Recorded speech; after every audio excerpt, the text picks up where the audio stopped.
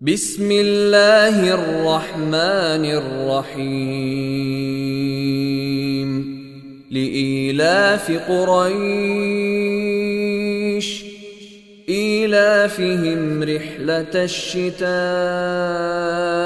والصيف فليعبدوا رب هذا البيت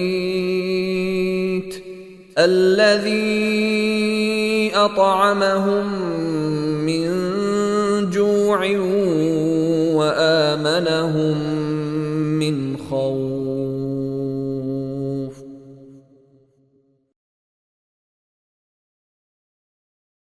Okay, so imagine trying to explain the entire relationship between a nation's economy, its security, and its core values, but you only get 4 lines to do it.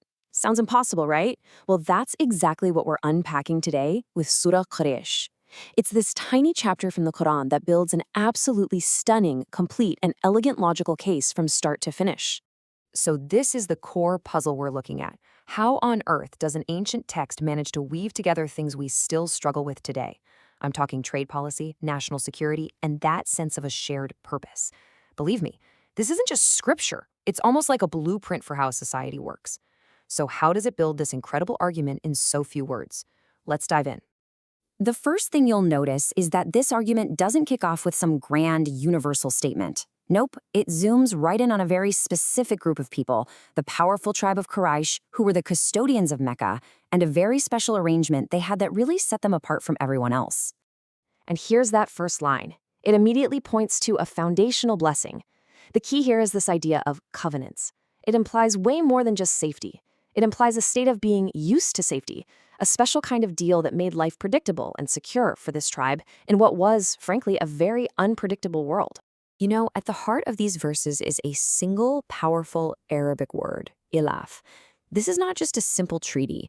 It captures this deep sense of familiarity, of unity, of a guaranteed safe passage that other tribes could only dream of.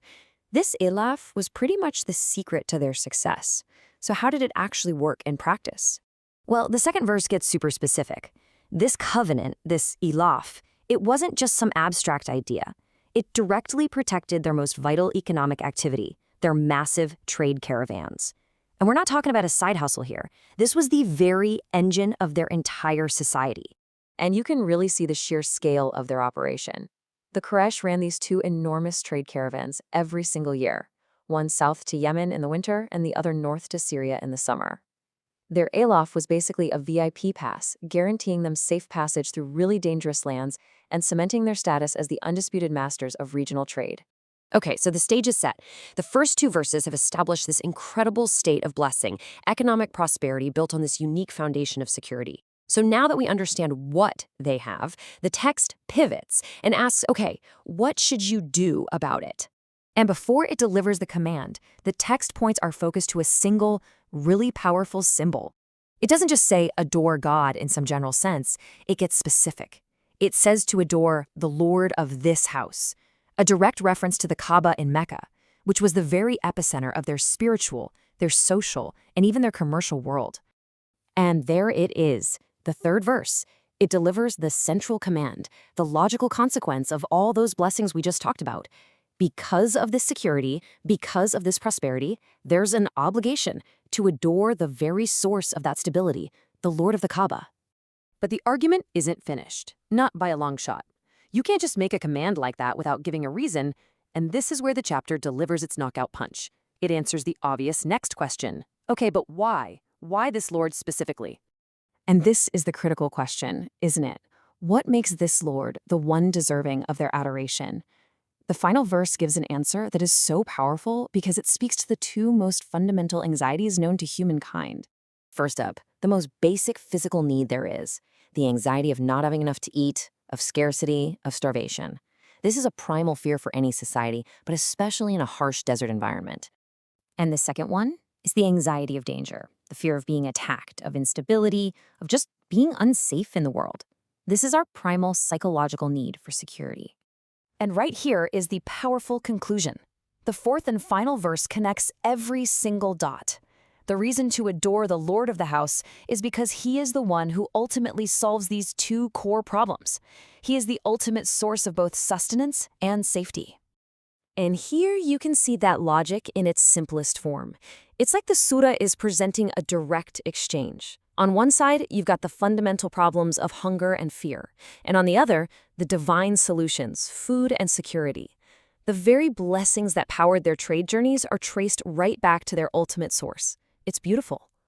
All right, so let's pull all 4 verses together and just look at this argument as a whole. What is the final cohesive message that this brilliantly structured little chapter leaves us with? The logic is this simple, elegant 3-step flow. Step 1. Acknowledge your privileged position, that security that allows you to prosper. Step 2. In response, you need to fulfill your duty of gratitude.